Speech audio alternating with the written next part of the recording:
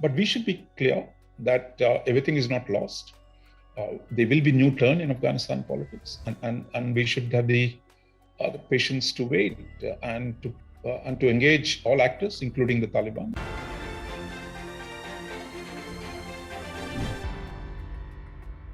Pakistan's own words and actions make it seem like they are looking at it as perhaps they showed a victory for themselves, a strategic victory, and we've talked about this before.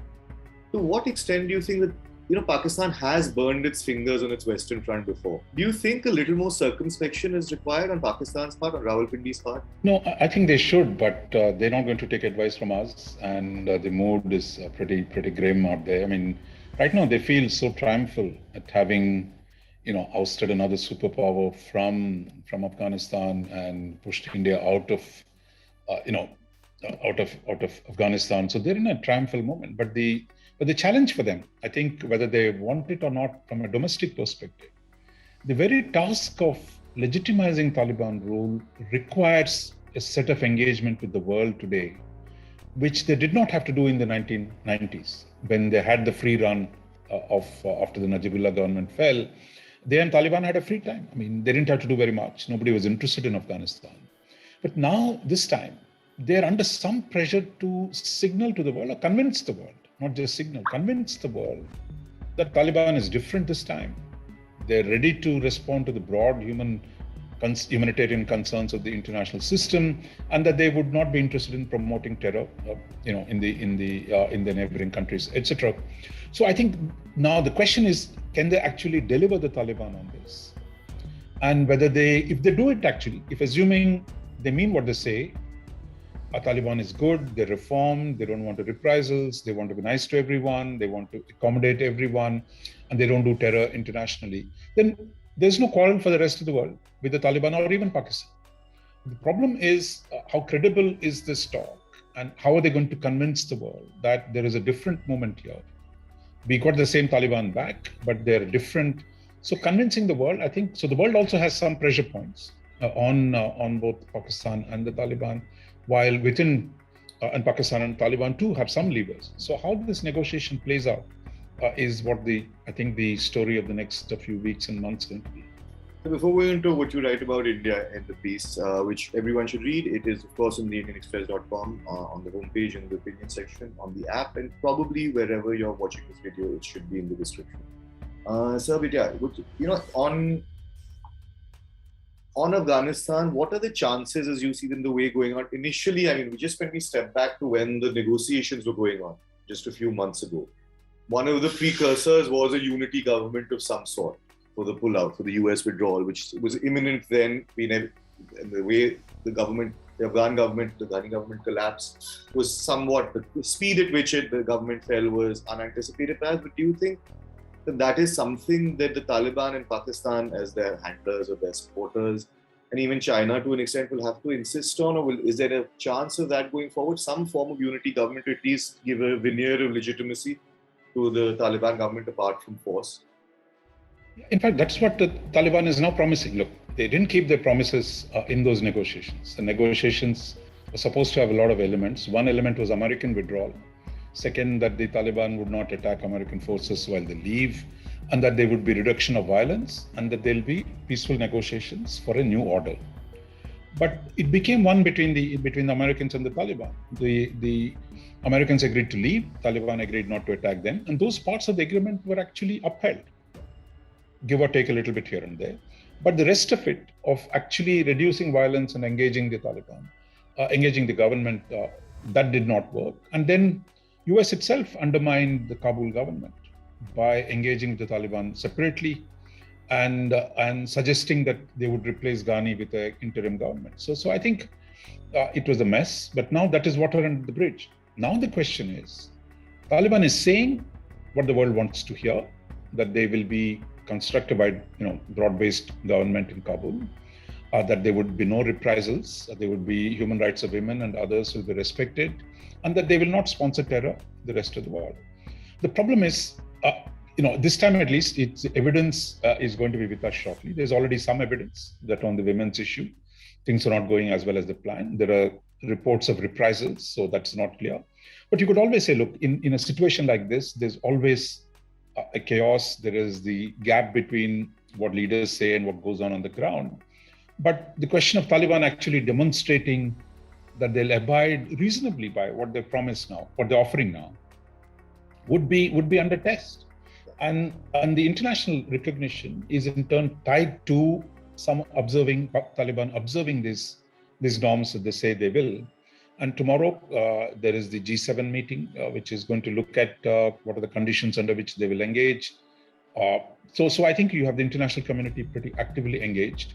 And these two are linked. The nature of internal behavior of Taliban and the coalition government will construct, and the external engagement with the Taliban. So I think there is these two tracks, how they play out is what needs to be seen. But it best needs Taliban too, even to evacuate people today, or to get tomorrow, if they want to get humanitarian assistance, they'll still need support of the Taliban. But on the other hand, Taliban, they can't ignore the West. They need to deliver on some promises so that they can get economic assistance. And China alone is not enough to bail them out. So I think, so there are levers for both sides. And Pakistan has positioned itself as the interlocutor between the two. What has India actually lost out on in a concrete sense, even in the short and medium term? No, part of the problem, that you identify is that, look, there has been an exaggeration of our position and role in Afghanistan last 20 years. That somehow we are the number one lead player in Afghanistan. We were not. Look, our 3 billion investment, so-called, no, this was not a commercial investment that you're looking for return. These were strategic political choices that we made of trying to do some good for the people of Pakistan with no expectation of commercial return.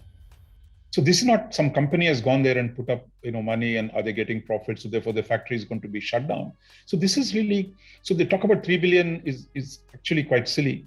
The second is that, look, the lack of geography makes India, look, our ability to operate independently is always limited by geography. So I think, that what Americans gave us in the last 20 years, that look, they provided the security, they provided the conditions under which we could do things, good things, public good. And you said parliament building, libraries, small projects at the ground level, all that because they were security. And the security is being provided by the United States and its allies, who spent $2 trillion. That is $2,000 billion have been spent in producing the security. And here we go around saying 3 billion, we were somehow the Chaudhurys in Afghanistan. I think that was completely, a self, propaganda that we begin to believe ourselves. So I think it was always constrained by geography. And today, when that security order has collapsed in Afghanistan, today we have to deal with a new situation. So this is not about loss and gains. We've had this situation before, for example, in the 90s. Because the Soviet occupation of Afghanistan, we had very good relationship with Kabul. We had the kind of access. Those days, India did not have the resources to do projects of the kind that we do today. But we had very good political relationship with the Kabul government, which is communist and backed by Soviet Union. But once the Soviet Union-backed government fell, for 10 years we had nothing. We had to pull out our embassies. We had no access. And Pakistan was running the riot in the 90s in Afghanistan. So this is not a new situation, that once Pakistan was on the offensive and the international system pulled out of Afghanistan, geography works in favor of Pakistan. Of course, in the 90s, we did something. We worked with the Russians and the Iranians to put up a counter coalition, but it was not very big. So similar things we will do today. But this idea somehow there's a big account we've had and we've lost that. I think it's really an illusion. There is a new challenge facing India today. There is Pakistan today sees itself as triumphant out there. So but India will get its own opportunities if you're patient and wait for the multiple contradictions out there which are going to play themselves out. We'll have a role, but I think we should not be this, tomorrow I must be there, and they're in charge of, we're never going to be in charge. So this idea somehow we're going to be there in the front ranks of those who make a difference in Afghanistan, we're not going to be there, but there will be enough opportunities to work with other countries in the United Nations Security Council, where we are a non-permanent member, with other partners in the region. So there is much we can do, but I think we need to be pragmatic and realistic about what is it that India can do out there, rather than this notion that we've created for ourselves. Somehow we are the top dog in Afghanistan. The Pakistani propaganda actually reinforces that. Yeah. For Pakistan to say, look, they pushed India out. I mean, how is India a threat to them when they have a 2,500 kilometer border and we don't have a border? And to say India is posing problems for them, I mean, it's really ridiculous. But then that's part of their ideology and propaganda. But we should be clear that everything is not lost. There will be new turn in Afghanistan politics, and we should have the patience to wait and to engage all actors, including the Taliban, at the appropriate time, rather than get into this somehow we are in a very, very bad shape today. Great, sir. Thanks so much. We'll see you again next week. Thank you, Akash.